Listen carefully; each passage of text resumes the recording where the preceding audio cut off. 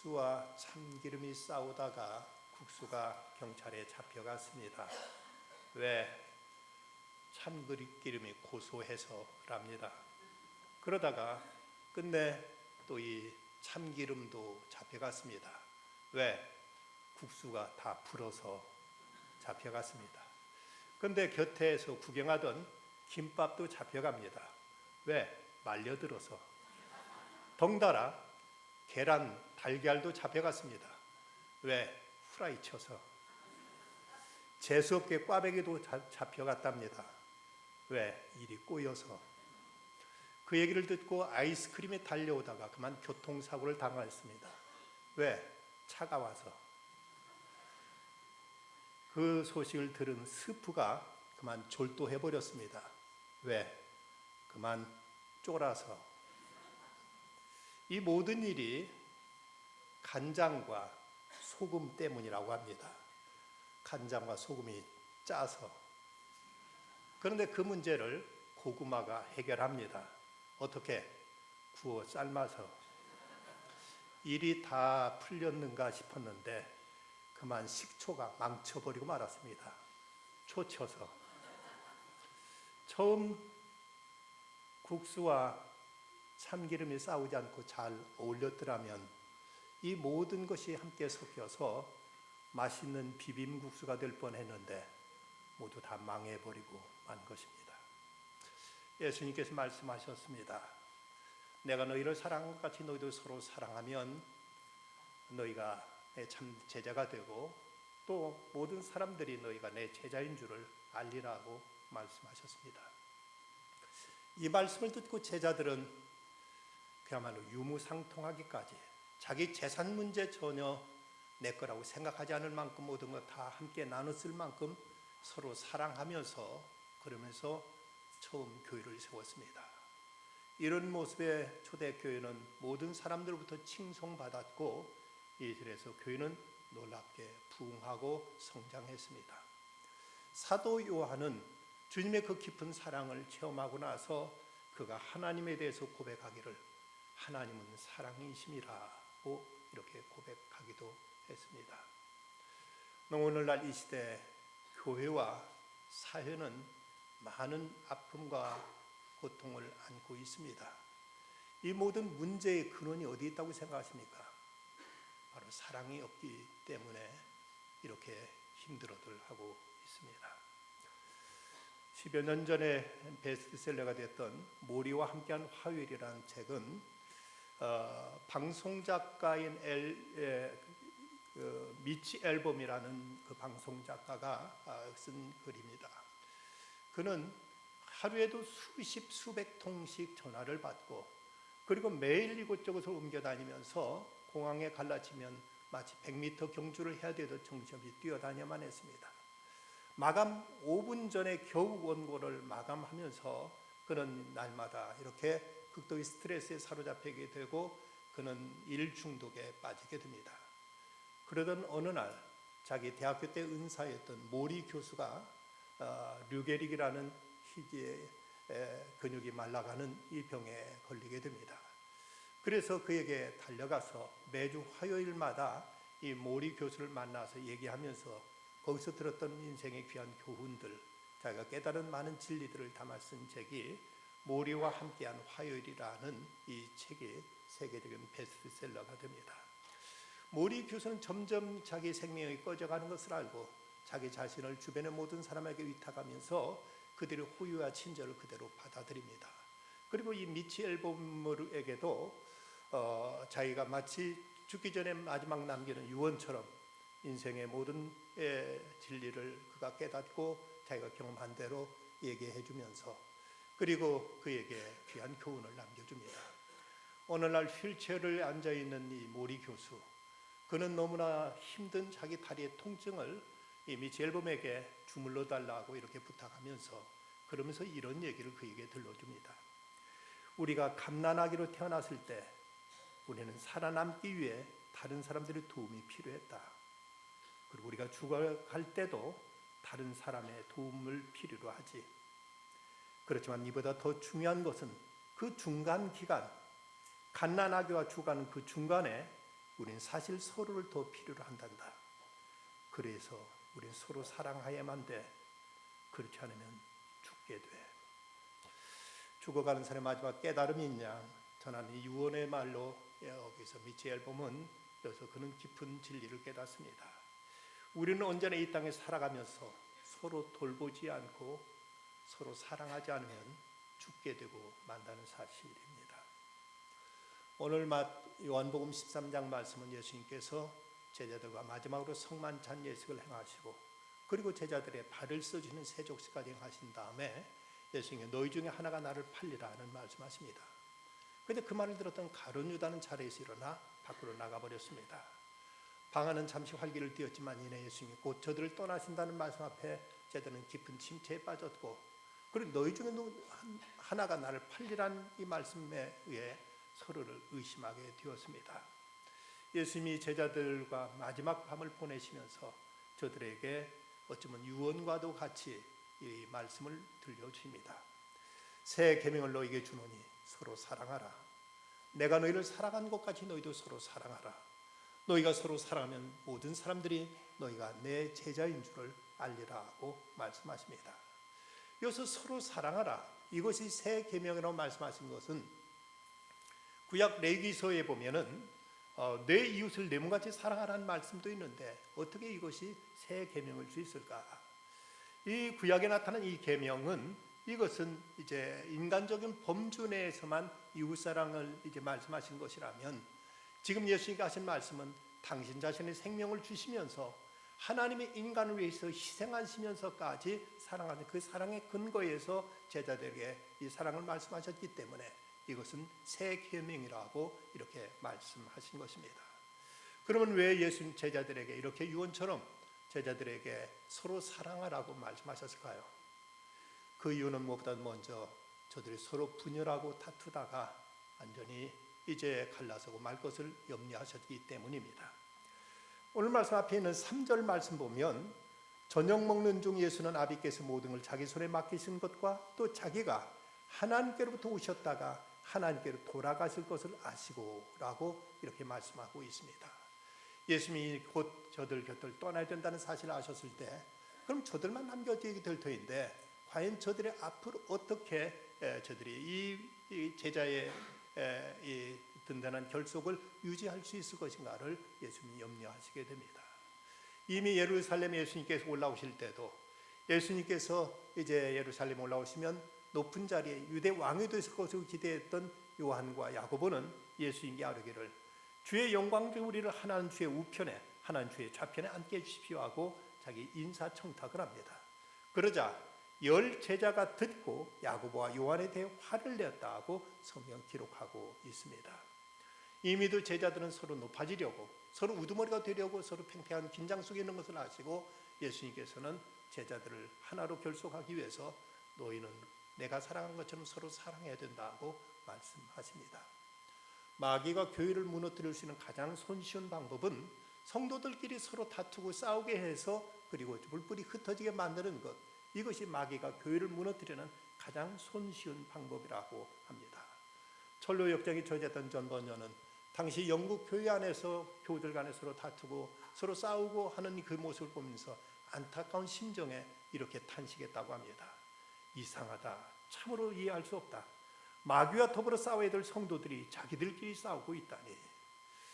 이 하나가 되어서 마귀와 대적하며 싸워도 참으로 힘든 일인데 성도들끼리 서로 싸우면서 갈라져서 마귀의 놀잇감이 되고 먹이가 되고 있는 모습을 존 번녀는 그렇게 안타까운 심정으로 이렇게 탄식했다는 것입니다.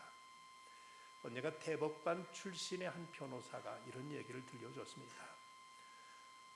불교 신자였던 한 대법관이 그 대법원에서 마치 심리를 하고 있는데 한 소송 사건이 이제 대법원까지 올라왔습니다. 그건 서로 크리스찬들끼리 서로 싸워가지고 화하지 못하고 이제 이것이 지방법원과 고등법원을 거쳐서 대법원까지 올라온 것입니다. 도저히 저들이 화해할 것 같지 않자 불교 신자였던 대법관이 저들에게 이렇게 말했다고 합니다. 내가 듣기로는 교회 다니는 사람들끼리는 절대로 화해하지 않는다고 들었는데 한번 그것까지 열심히 싸워 봅시다 하고 이렇게 말했답니다. 이 말을 듣고 두 서로 소송 당사자들은 큰 충격을 받았습니다. 더군다나 저 대법관이 불교 신자라는 것까지 알았을 때 자기들 크리스찬으로서 여기까지 싸웠다는 사람이 너무나 부끄럽고 이제 잘못되었음을 깨닫고 즉시 그 자리에서 화해를 했다고 합니다. 외부의 박해는 차라리 견디기 쉽지만 정말 견디기 어려운 것은 성도들 간에 서로 미워하고 서로 다투게 될 때, 이러다 보면 서로 뿔뿔이 흩어지게 되고 그러면서 그 공동체는 이제 무너져 버리고 만다는 사실입니다. 예수님은 제자들의 결속을 위해서 서로 사랑하라고 말씀하셨습니다. 그런가 하면 예수님은 저들이 장차 세상에 감당해야 될 그 사역을 위해서 서로 사랑하라고 말씀하십니다. 오늘 말씀 35절, 너희가 서로 사랑하는 이로써 모든 사람이 너희가 내 제자인 줄 알리라고 말씀하십니다. 여기서 제자의 제자됨은 서로 사랑함을 통해서만 제자임을, 그리스도의 제자임이 입증된다는 것입니다. 예수님은 말씀하시기를 너희들이 십자가 빠지 달고 다니면 사람들이 너희가 내 제자인 줄 알 것이다. 너희가 성경 찬송가 들고 다니면 사람들이 너희가 내 제자인 줄 알 것이라고 말씀하지 않으셨습니다.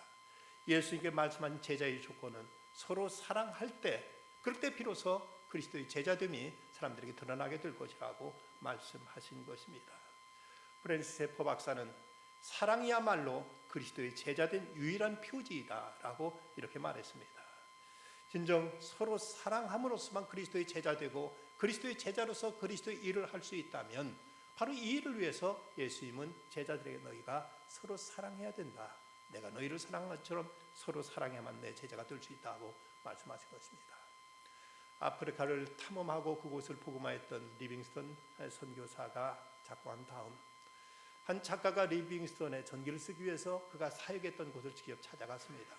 그리고 그가 사역했던 곳에 그 주민들에게 리빙스턴에 대해 물었습니다. 리빙스턴 선교사가 어떤 말씀을 여러분들에게 했습니까? 그분이 어떤 설교를 한 것이 여러분들에게 기억에 남아 있습니까? 라고 이렇게 물었습니다. 근데 그 사람들에게 대답하는 말이 이 작가에게 큰 충격과 감동이 되었습니다. 글쎄요, 리빙스턴 선교사가 우리에게 어떤 말씀을 했는지 지금은 우리 다 잊어버렸습니다. 그분이 하신 말씀도, 그분이 우리에게 남겨준 교훈도 지금 기억이 가물가물합니다. 하지만 우리는 한 가지 기억하고 있는 것이 있습니다. 그것은 리빙스턴은 우리를 사랑했다는 사실입니다. 그분은 진심으로 우리를 위했고 우리를 위해서 헌신한 분이었습니다. 라고 이렇게 고백했다고 합니다. 진정 세상을 변화시킬 수 있는 것은 바로 그리스도의 사랑이기에 예수님께서 저들에게 하신 말씀, 내가 너희를 사랑한 것 같이 너희도 서로 사랑하라고 이렇게 당부하십니다. 또한 저들이 사랑해야 될 이유는 서로 사랑해야만 진정 끝까지 주님을 따를 수 있기 때문입니다. 36절 말씀, 시몬 베드로 이르되 주여 어디로 가시나이까? 예수께 대답하시되 내가 가는 곳에 내가 지금은 따라올 수 없으나 후에는 따라오리라고 예수께 말씀하십니다. 제자들은 지금 서로 사랑하고 있지 못하기에 주님을 온전히 따를 수가 없었습니다. 사도 요한은 훗날에 이렇게 말합니다. 누구든지 하나님을 사랑하노라 하고 그 형제를 미워하면 이는 거짓말하는 자니 보는 바 그 형제를 사랑하지 아니하고 하는 자는 보지 못하는 바 하나님을 사랑할 수 없느니라고 요한일서 4장 20절에서 이렇게 말한 바가 있습니다. 예수님께서도 제자들에게 하신 말씀, 너희가 하나님께 예물을 드리려다가 형제에게 원한될 만한 일이 생각나거든 제물을 제단에 그대로 두고 가서 형제와 화해하고 그리고 와서 하나님께 제물을 드리라고 말씀하십니다.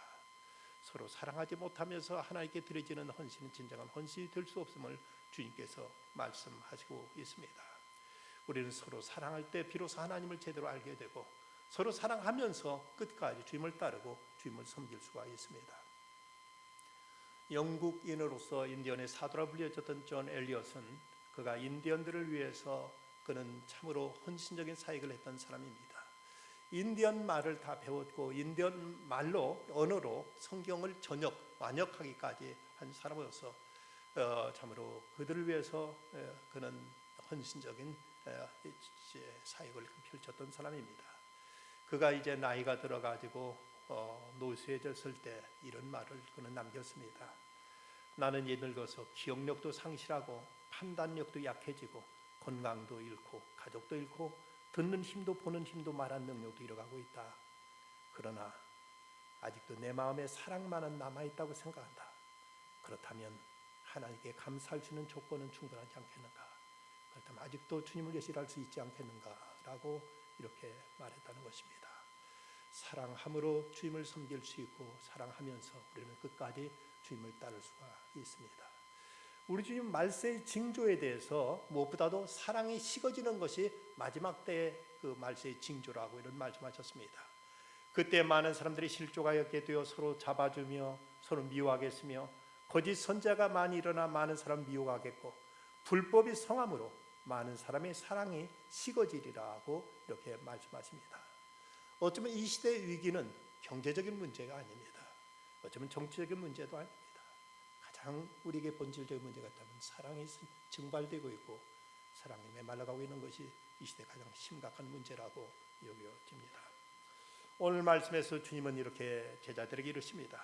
내가 너희를 사랑한 것 같이 너희도 서로 사랑하라.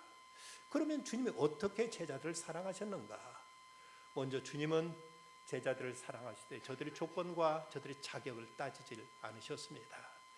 예수님께서는 이제 저들을 사랑하실 때 저들에게 어떤 허물과 약점을 보고 저들을 이제 선택하신 이것을 고려하신 것이 아니라 저들이 얼마만큼만 어떤 스펙을 가지고 있고 얼마나 가능성을 보셨는지 가지고 있느냐도 보지 않으셨습니다.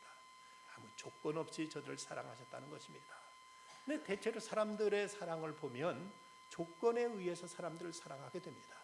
저 사람이 예쁘니까, 저 사람이 능력이 많으니까, 저 사람이 재산이 많으니까, 앞으로 가능성이 좋으니까 등등 이런 조건에 의해서 사람들을 사랑하는 것이 일반적인 사람들의 사랑의 이유가 되고 있습니다. 그런데 에리 프롬은 말하기를 사랑의 성숙의 구도에 대해서 이런 말을 합니다. 유치할 때는 내가 사랑받으니까 남을 사랑한다. 그러나 성숙하게 되면 내가 사랑함으로 비로소 사랑을 받는다고 이렇게 말합니다.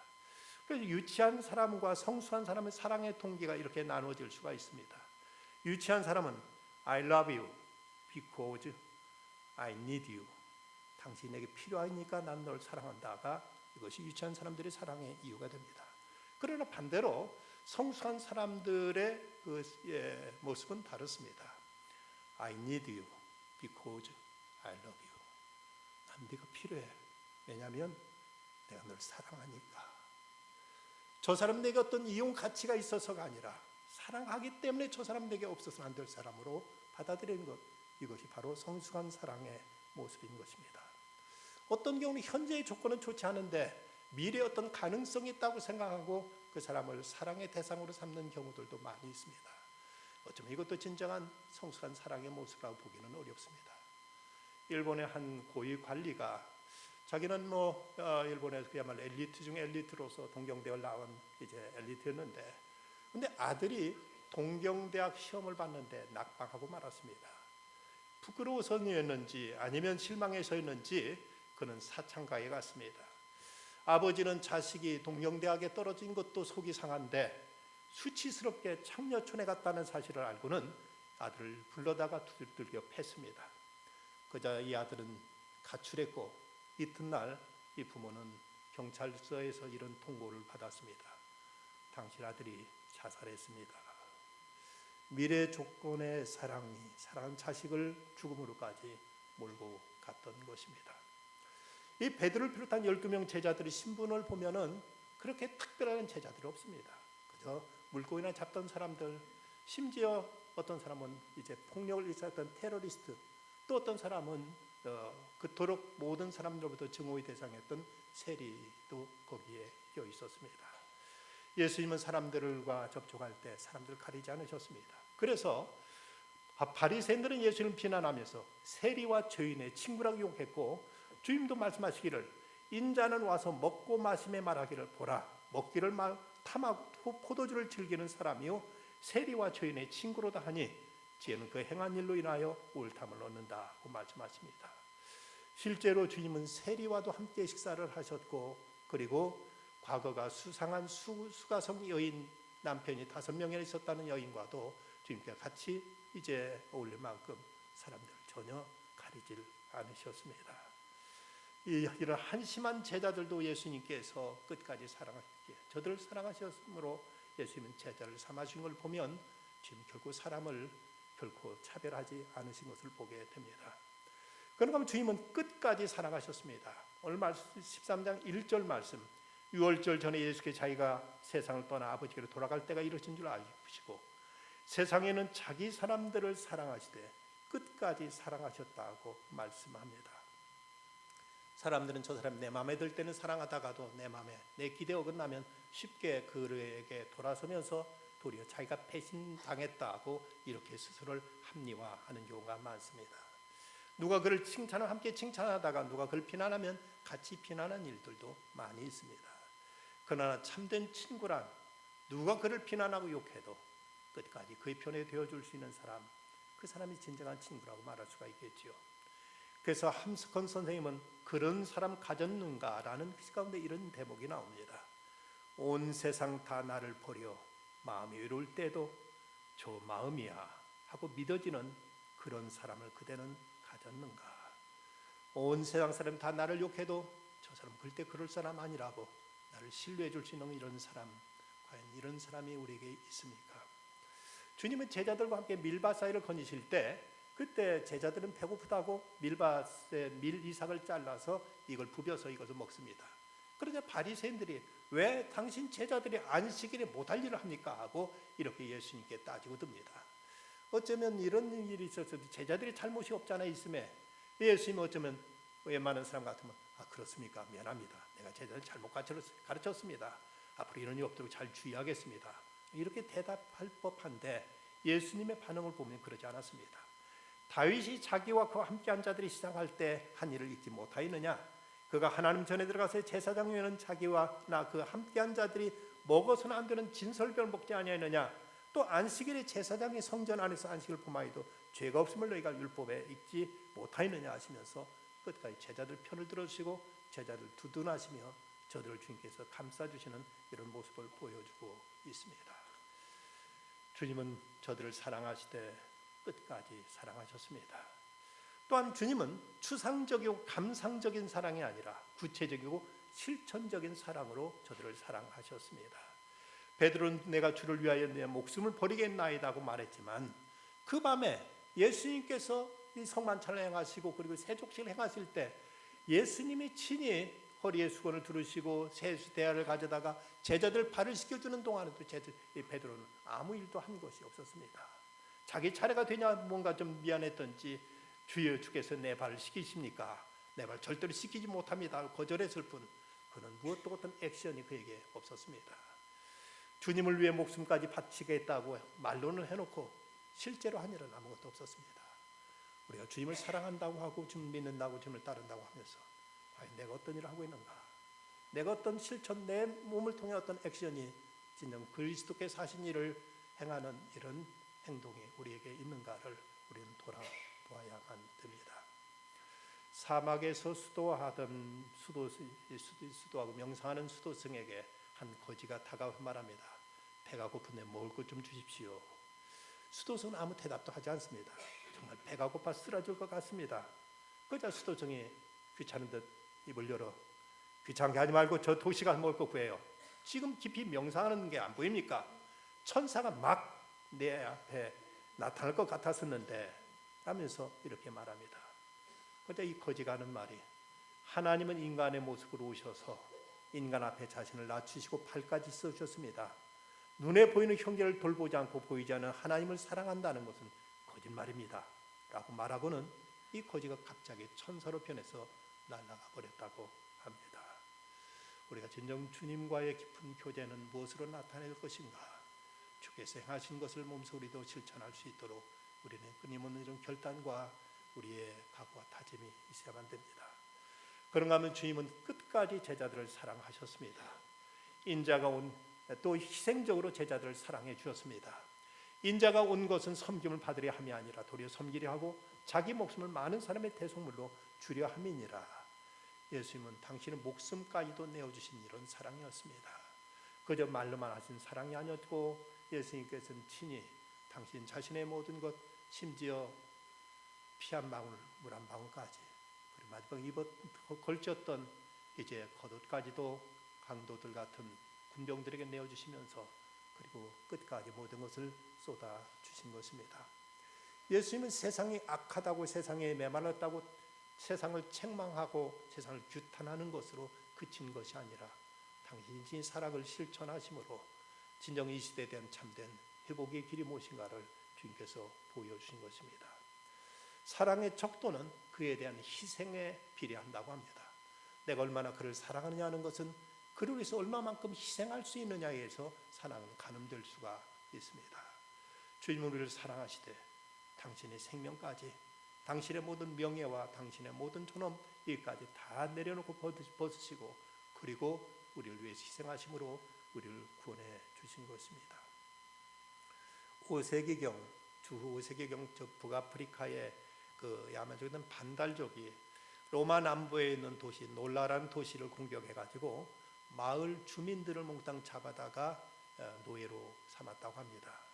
그런데 이 지역의 주교였던 파울리누스는 자기 전 재산을 다 팔아가지고 그 돈을 가지고 가서 이 반달족에게 가서 그들이 노예로 삼은 사람들을 돈을 주고 사다가 그들을 풀어서 자유를 주었다고 합니다.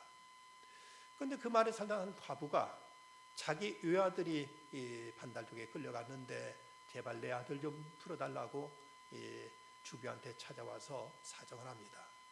그 말을 듣고 이 파울리누스 주교는 반달족에게 찾아가서 그 아이를 놔주고 나를 대신 노예 삼아 주십시오 하고 사정해서 그 아이를 풀어주고 거기서 노예 생활하게 됩니다. 그런데 그 반달족의 주장이 가만히 보니까 그 사람이 많이 성실하고 그토록 사람의 기쁨이 있어 보여서 그가 도대체 누군가 알아봤더니 당시 모든 사람이 존경하고 있던 놀라 지역의 주교인 것을 깨닫고 깜짝 놀라서 그의 그 헌신과 희생에 감동해서 그를 풀어주면서 그와 함께 잡아왔던 모든 주민들까지도 모두 다 자유를 주었다고 합니다. 초대교회가 그토록 엄청난 역사를 일으킬 수 있었던 것은 바로 이런 희생적인 사랑이 있었기에 초대교회는 세상을 변화시킬 수 있는 이런 능력도 있었던 것입니다. 우리나라도 있었습니다만은 지금은 아마 그 미국에 철수한 것으로 알고 있는데 세븐일레븐 체인 스토어에 미국의 이 체인 스토어에 있었던 일입니다. 매우 추웠던 겨울 체인 스토어의 그 세븐일레븐 체인 스토어의 본사에서 파견된 서비스 감독관이 그 세븐일레븐 편의점들을 돌아보면서 살폈더니 날씨가 너무 추웠던지라 가게마다 그렇게 손님이 거의 없었습니다. 날씨 때문인가 보다 하고 이렇게 이제 다니다 보니까 어느 산마루에 있는 한 체인스토어에 보니까 거기는 손님들이 제법 많았습니다. 어쩐 일인가? 그런데 거기 있는 그 직원이 그렇게 손님들을 친절하게 그리고 상냥하게 사람들을 잘 대하는 것이었습니다. 친절하니까 사람들도 많은가 보다 하고 이렇게 눈여겨보고 있는데 그런데 한 노인이 허술한 노인이 들어오더니 거기서 바나나 하나를 고르더니 그러더니 이제 사람들이 다 나갈 때까지 기다립니다. 다 나간 다음에 이 계산을 혼자 아가씨 남자 그 앞에 것을 가지고 갑니다. 그 계산하던 아가씨가 반갑게 그를 맞아주면서 하루 건강 요즘 어떠시냐고 집안 별일 없느냐고 이렇게 하나하나 고지고지 묻고 이걸 정성껏 포장해가지고 계산해가지고 이걸 주더니 밖에까지 따라 나오면서 그를 끌어안고 등을 도닥이면서 할아버지 건강하셔야 돼요. 할아버지 잘 지내세요 하고 그럼 내일 또 오세요 하고 이렇게 얘기하는 모습을 보고 여기서 이 감독은 큰 감동을 받습니다. 그러면서 그는 저 노인은 바나나를 사러 온 것이 아니다. 저 노인은 바로 사랑을 사러 온 것이다 라고 그는 이제 혼자 말합니다. 그러나 세븐일레븐의 매니저 교육에서 이런 말이 아주 중요한 교훈으로 이제 사람들에게 훈련되곤 했다고 합니다. 우리는 단순히 물건만 팔아서는 안 된다. 물건을 파는 것보다 더 중요한 것은 사랑을 주는 것이어야 된다. 우리는 물건만 팔아서는 안 된다. 물건보다도 더 중요한 것은 우리는 사랑을 줘야 된다. 여러분, 우리의 가장 소중한 것은 전도하는 일입니다. 그러나 복음만 주어서는 안 됩니다.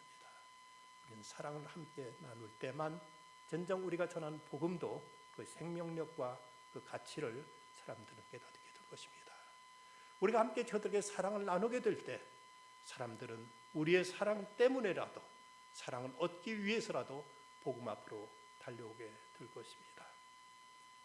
세상엔 그 누구도 다른 이의 사랑을 필요로 하지 않을 만큼 부유한 자도 없고, 세상에 그 어떤 사람에게 사랑을 나눠주지 못할 만큼 가난한 사람도 없다고 합니다.